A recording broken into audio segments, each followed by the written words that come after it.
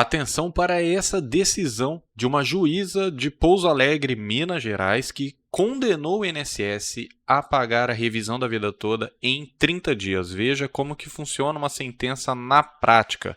Bom, temos aqui a sentença, é claro que o processo é público, mas mesmo assim nós escondemos os nomes dos envolvidos para que não surja aquele parente chato pedindo dinheiro, não é verdade, meus amigos? Vamos lá, sentença.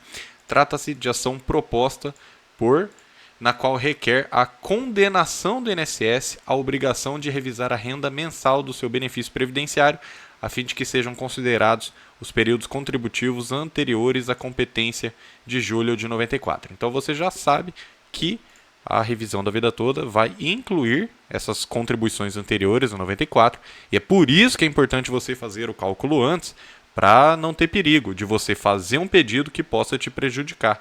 Não é verdade? Vai mexer com quem está quieto. O INSS ele pode querer cavucar alguma coisa aí na sua história de contribuições e querer te prejudicar. Então, faça uma análise completa, faça o pedido antes.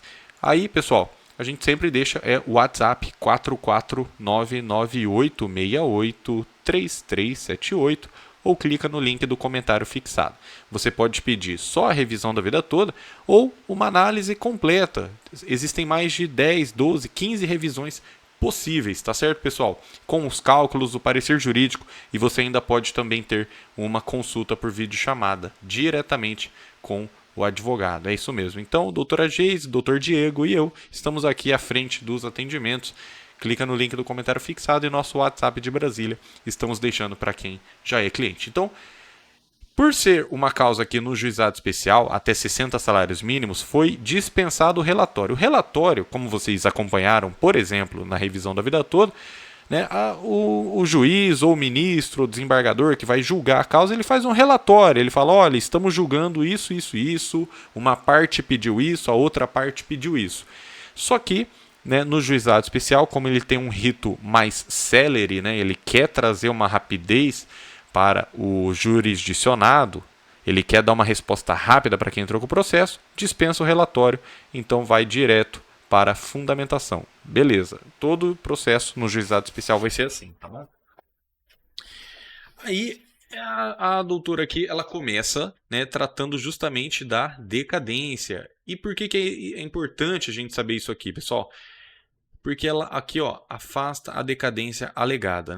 Aí o que acontece? O ministro Alexandre de Moraes, no voto dele, ele colocou que vai caber ao juiz de primeira instância decidir sobre a decadência. Então você tem que entrar com o processo para saber como é que vai ser aplicado ao seu caso. É claro que fazendo análise, fazendo os cálculos antes.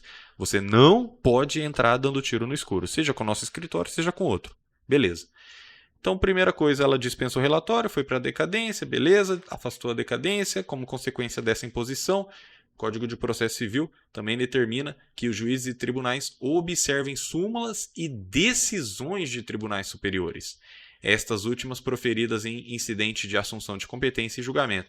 Então, essa foi a fórmula estabelecida pelo legislador para evitar posicionamentos dissonantes dentro do Poder Judiciário, privilegiando-se a segurança jurídica. Ou seja, ela já está falando aqui que nem que ela quisesse, ela poderia julgar contra o pedido do aposentado. Então, ela tem que seguir a lei e também ela tem que seguir o posicionamento dos tribunais superiores. Então, ela vem muito bem fundamentando aqui.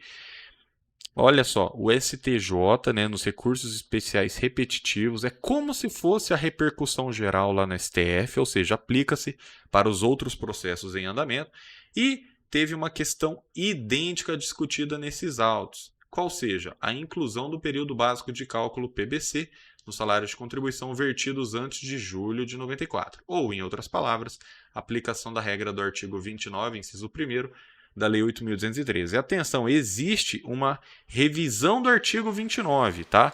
É uma outra revisão, eu posso fazer um outro vídeo, tá? Tem a ver com auxílio-doença, tem a ver com outras questões. Então ela pegou esse nome a revisão do artigo 29, é uma revisão anterior. E a revisão da vida toda, não por acaso, ela também utiliza como fundamento esse artigo 29, inciso 1º, que o INSS acabou esquecendo de aplicar, entre aspas, em detrimento daquela contida no artigo 3º da Lei 9.876 de 99. Essa lei está famosa, né? Essa lei vocês já viram, porque é a lei que trouxe essa regra de transição da revisão da vida toda. E decidiu o STJ que se aplica a regra definitiva prevista no artigo 29, incisos 1º e 2º da Lei 8.213, que é a lei que disciplina o regime geral de previdência social na parte de benefícios, na apuração do salário de benefício, quando mais favorável do que a regra de transição contida no artigo 3º da Lei 9.876, aos segurados que ingressaram antes de 99. O que é esse 99, doutor? Como assim ingressar? Quem ingressou no regime geral de previdência social. E você fala, não, doutor, mas eu me aposentei depois de 99. Pessoal, ingressar no regime quer dizer quando você fez a sua primeira contribuição. Doutor, nem sei quando que eu fiz minha primeira contribuição. Basicamente, quando você teve a sua primeira carteira assinada, tá? Ou se você teve reconhecimento de tempo rural como criança. Existem várias outras hipóteses, mas é basicamente quando você teve a sua primeira carteira assinada, tá? Só para ficar fácil de você entender, mas saiba que existem outras hipóteses. Mas é claro, todo mundo aqui começou a contribuir antes de 99. Por quê? Porque se você quer incluir contribuições anteriores a 94, é óbvio que em 99 você já estava trabalhando. Beleza. Sobre o mesmo assunto, né, o STF, no julgamento do recurso extraordinário 1.276.977, o famoso tema 1102, quanto à possibilidade de revisão de benefício previdenciário mediante aplicação da regra definitiva dos artigos 29, incisos 1º e 2º. Olha aqui esse artigo de novo.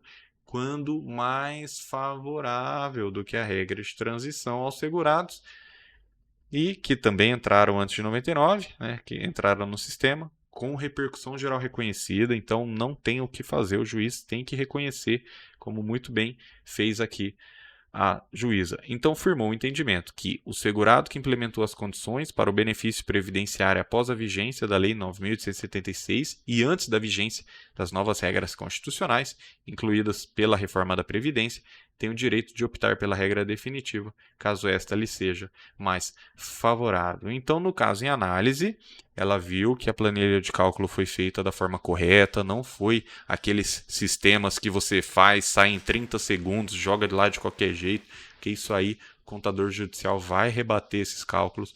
Então, ela verificou que a planilha está ok, verificou que sim, é mais vantajosa, né? Então, foi aqui ó, um acréscimo aí de mais de R$800 no benefício. E também tratando-se em decisões proferidas em sede de recurso especial repetitivo, que é no STJ, e recurso extraordinário com repercussão geral, que é o STF, tem este juízo o dever de observá-la, como exposto acima, razão pela qual a procedência do pleito inicial é de rigor. Então, ante o exposto, né, diante de tudo que foi exposto, julgo procedente o pedido, a fim de condenar o INSS a revisar o benefício de aposentadoria da parte autora, incluindo no período básico de cálculos os salários de contribuição vertidos por ela antes de julho de 94, com o consequente pagamento das parcelas atrasadas. Olha aí, pessoal, é claro que ela colocou aqui, ó, respeitada a prescrição quinquenal. Então, ou seja, os 5 anos anteriores a contar da data da entrada da ação. E olha que bacana aqui, outra dúvida que gera, né? Doutor, mas e esses atrasados aí, né? Como é que eles serão atualizados? Pessoal, o STF ele já afastou a TR, né, a taxa referencial para atualização de precatórios, que são as dívidas contra o INSS. No caso aqui, entra no RPV, mas entra nessa mesma regra. E aí, o que foi feito aqui? Juros de mora, segundo o artigo 1º-F da Lei 9.494, e correção monetária. Então, juros é como se fosse uma punição, e a correção monetária é a atualização de acordo com a inflação. E ela utilizou o IPCAE, tá certo? De acordo com o julgamento do STF.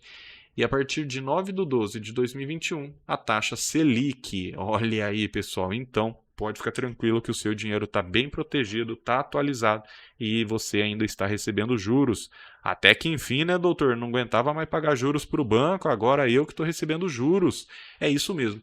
E aí você pode ter certeza que o INSS vai recorrer desse processo. Doutor, mas o INSS já não perdeu no STF? Sim, só que vocês sabem, nós somos advogados há mais de 11 anos e o INSS ele vai recorrer de todos os processos, mesmo sendo derrotado no STF. Mas aí, o que os advogados aí mais antenados vão fazer? Antecipar os efeitos da tutela, pessoal, antecipação da tutela. Por quê? Mas, doutor, mas saiu na sentença, por que eu tenho que pedir para antecipar os efeitos da tutela se eu tenho que esperar a sentença de qualquer forma? Por quê? O INSS ele vai recorrer, pessoal, mas mesmo recorrendo, ela antecipou os efeitos da tutela, determinando ao INSS que revise o benefício no prazo máximo de 30 dias, sob pena de desobediência da autoridade administrativa responsável pelo cumprimento dessa ordem. Então, o que acontece aqui, pessoal? Não sei se vocês lembram, né, mas lá nos anos 2000, era muito comum os dirigentes, os gerentes do INSS não cumprirem decisão judicial e eles eram presos. É isso mesmo. E o INSS, inclusive, citou isso, né, em um dos recursos, em uma das petições, na revisão da vida toda, que estariam ocorrendo prisões. Mas aí, é claro, né, está desobedecendo ordem judicial, pessoal. Ordem judicial tem que ser cumprida. E aí, com o trânsito em julgado e paga a RPV, arquivem-se os autos com baixa no registro processual. E a RPV, vocês sabem que é muito mais rápida que o precatório. É claro, ela tem a limitação de 60 salários mínimos, mas ela é paga todos os meses, tem uma lista de pagamento, todos os meses tem gente recebendo e é paga aí de 30 a 60 dias. Na prática, 60 dias, às vezes um pouquinho mais por causa dos trâmites bancários, já que a gente coloca a sua conta no processo, né, no momento adequado. Então, assim que o juiz pede, a gente vai lá e coloca a sua conta, o dinheiro vai direto para a sua conta. Tá bom, pessoal? Então, dessa forma é que você vê como que é feita uma decisão, não é nada de outro mundo, é realmente bem fundamentada, seguindo as decisões do STJ e STF e concedendo aí essa antecipação da tutela. E, mais uma vez, né, não é todo mundo que está concedendo antecipação de tutela e depois, com essa suspensão nacional dos processos, realmente teve muito juiz aí que teve que acatar e está segurando agora essas sentenças, mas pelo menos você vê aí como que está funcionando na prática, tá certo, pessoal? Que Deus te abençoe grandemente, já se inscreva nesse canal e vamos juntos, vai dar tudo certo. E até a próxima.